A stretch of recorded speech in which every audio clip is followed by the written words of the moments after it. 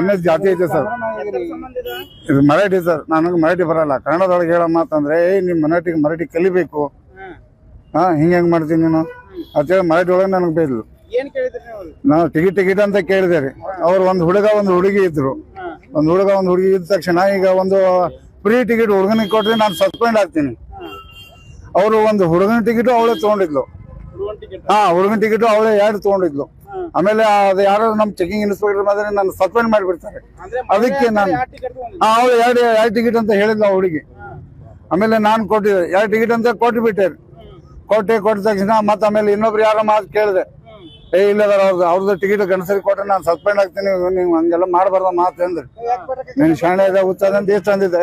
ನೀನ್ ಮರಾಠಿ ಮಾತಾಡು, ನಂಗೆ ಮರಾಠಿ ಬರಲ್ಲ ಅಂತ ನಾನಂದೆ. ನೀನ್ ಮರಾಠಿ ಮಾತಾಡ್ಬೇಕು. ಆಮೇಲೆ ಆ ಕೂತ ಹುಡುಗ ನೀನ್ ಊರಿಗೆ ಬರ್ಲಿ, ಬಾಳೆಕುಂದ್ರಿಗೆ ಬರ್ಲಿ ಅಟ್ ಇಷ್ಟು ಅನುಗ ನಾನು ಮತ್ತೆ ಮುಂದೆ ಟಿಕೆಟ್ ಕೊಡ್ತಾ ಹೋದೆ ಸರ್. ಕೊಟ್ಟ ತಕ್ಷಣ ಅಲ್ಲಿ ಬಂದ ಜನ ಅಲ್ಲ ಅವರು ಊರಲ್ಲಿ ಸಣ್ಣ ಬಾಳೆಕುಂದ್ರಿ ಸರ್.